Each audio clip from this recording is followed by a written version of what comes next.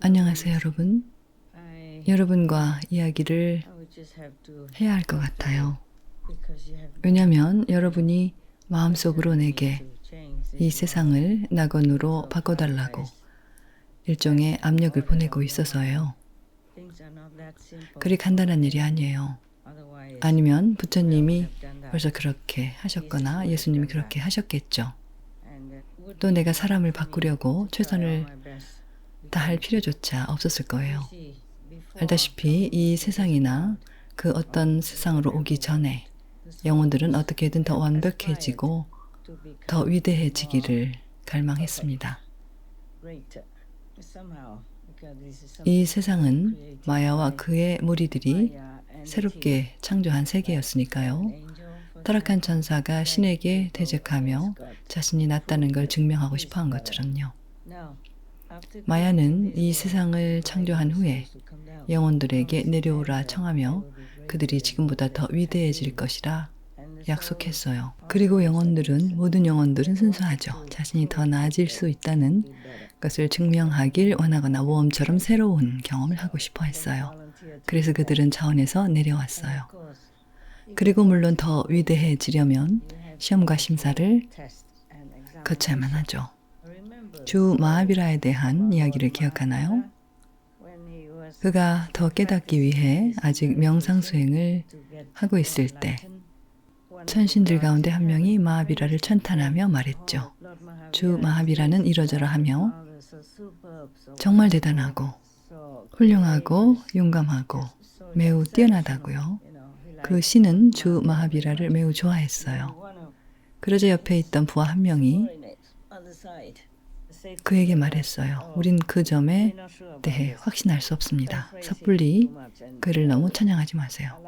제가 그를 시험하러 내려가게 해주세요. 안 그러면 저는 당신처럼 그를 존경할 수는 없습니다. 그를 인정하거나 천탄하기 전에 제가 직접 증명해야겠어요. 그 신은 아무 말도 하지 않았어요. 그렇게 해서 시험을 하고자 했던 그 천상의 존재가 내려왔고 그는 스스로 온갖 끔찍한 존재로 현현하거나 그런 상황을 만들어내서 주 마하비라를 시험했어요. 그것은 주 마하비라께서 완전한 깨달음을 얻기 전의 일이었죠. 아직 이 천신에게 대항할 만한 힘조차 충분하지 못했던 때였어요. 그를 천신이라 부르든 다른 뭐라 부르든 그가 매우 온화하고 자비로운 존재가 아니란 점은 확실히 알 수 있죠. 그래서 주 마하비라는 크나큰 육체적 고통을 감내해야 했으며 온갖 심리적, 정신적, 감정적 불편을 견뎌야 했어요.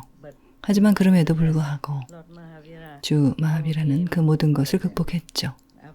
천신이거나 어떤 천국의 작은 신의 부하였던 이 무지몽매한 존재에게 12년 동안 온갖 시련과 고난을 겪고 난 뒤에 주 마하비라는 완전한 깨달음을 얻었어요. 그 12년 동안 그가 얼마나 많은 고통을 겪어야 했는지 상상이 가나요?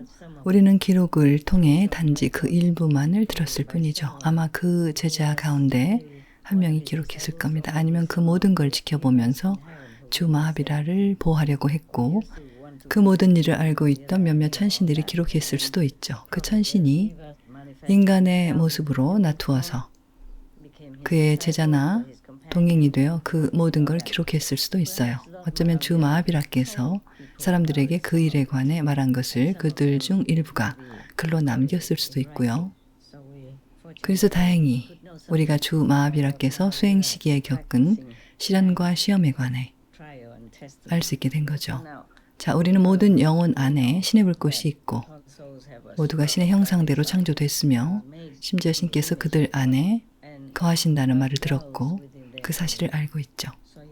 따라서 여러분은 왜 영혼들이 마야에게 속아 이러저러한 일을 하고 세상에서 온갖 일을 하며 자신을 혹독하게 때로는 심지어 잔인하게 시험에 들게 하는지 의문이 들 거예요. 왜냐하면 영혼들은 영혼 그 이상 더 위대한 뭔가가 되어 신이 사랑으로 베풀어 주신 지복과 행복을 누리길 원하기 때문이에요. 그래서 지금 이 세상에서 그런 일들이 있는 거예요. 이 지구에서 수많은 영혼들이 크나큰 고통과 아픔을 겪고 있어요. 그 이유는 아마도 그들이 위대해지기를 원했기 때문이겠죠. 그러나 망상의 세계와 마야의 시험을 통과하기엔 그들의 경험이 부족했죠. 그래서 그들은 실패했어요.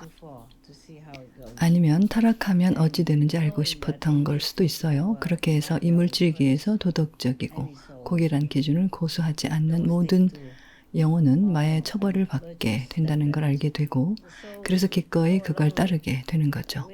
그 모든 걸 충분히 겪은 뒤 결국 깨어날 때까지는요. 그러고 나면 본향으로 돌아가고 싶어 하겠죠. 이전보다 더 위대해졌든 아니면 예전 그대로든 이 모든 고난과 시련에 지쳤기 때문에 본향으로 돌아가길 원하게 되죠. 그렇기에 수많은 스승들이 다녀갔지만 그들 영혼들은 여전히 듣지 않고 본향으로 돌아가지 않는 거예요. 스승의 말씀이나 설득이나 논리는 준비된 자들에게만 호소력을 발휘하죠. 이 물질계에서 크나큰 고통을 견디며 아픔과 슬픔으로 가득한 사람들 말이에요. 그때서야 비로소 스승의 발자취나 지시를 따르며 기꺼이 본향으로 돌아가려 할 겁니다. 또한 많은 생을 통해 이미 오랫동안 훈련과 시련을 거쳐서 성인의 품성을 갖추고 태어난 이들도 있죠.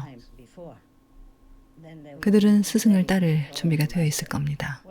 스승이 말하고 설교하고 설명하는 것들을 그들은 즉시 이해하죠.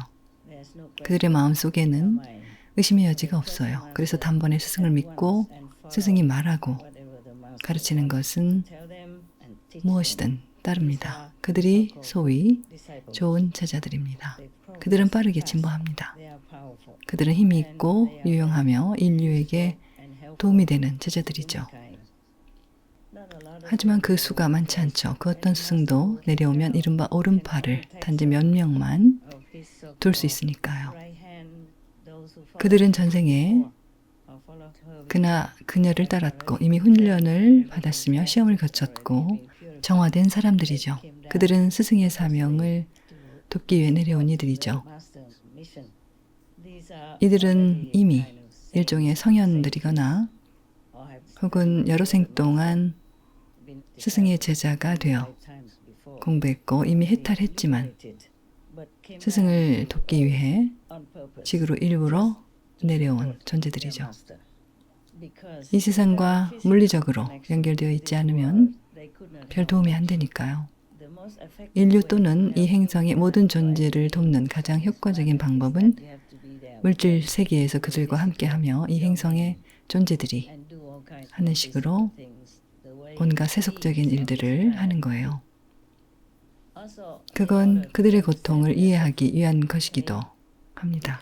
왜냐하면 인간과 함께 고통을 겪지 않으면 인간의 고통과 아픔을 이해하기가 매우 어렵기 때문이죠. 보면 알 수 있어 라고 말하기는 쉽죠. 하지만 얼마나 많은 이들을 지켜보고 얼마나 많은 고통을 볼 수 있겠어요? 집집마다 다니면서 누가 고통받는지, 고통을 받는 존재는 몇이나 되는지 확인할 수 있는 건 아니죠. 그걸 보지 않고 직접 겪어보지 않으면 이해하기가 정말 어렵죠. 가령 부자처럼요. 부자는 거리의 노숙자가 겪는 어려움과 고난을 이해하기 힘들죠. 겨울철에도 먹고 마실 것이 없이 따뜻한 의복도 없고 비바람을 피할 거처도 없이 지내는 고충을 말이에요. 그래서 선행을 하고 싶어 하고 난 선행을 한다, 동물을 사랑한다고 말하는 이들 대부분도 동물 주민을 먹는 거죠. 별 생각 없이요. 그들은 사람들을 사랑한다, 빈자들을 돕고 싶다고 말하지만 그중 몇이나 진짜 시간을 내서 가난한 이들을 돕나요? 아니면 푸드뱅크에 음식을 보내거나 노숙자들이 지낼 곳을 마련해 주나요? 자기 집 창고나 차고같이 허름한 곳이라도요. 말하기는 쉽지만 이해하기는 어렵죠. 마치 천국에 있을 때 인간을 돕기 위해 무엇이든 하겠다고, 무엇이든 할 수 있다고 신께 약속한 것처럼요. 선행을 하고 친절과 자비를 베풀고 이런저런 걸 하겠다고 하죠. 허나 지상에 내려와서 다른 사람들이 매일 직면하는 그런 상황에 처하게 되면 늘 올바른 판단을 내릴 수 있는 게 아니죠. 정의롭고 올바른 방식으로 대응하지 못할 겁니다. 이 물질계로 내려오기 전에 마음이라는 도구를 취해야 하니까요. 그리고 이 육신에 들어올 때는 두뇌라는 걸 취해야 하고요.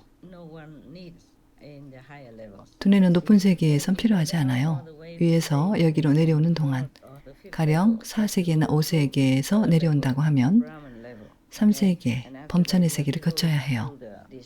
그런 다음에는 소멸과 생성의 세계를 지나야 하고요.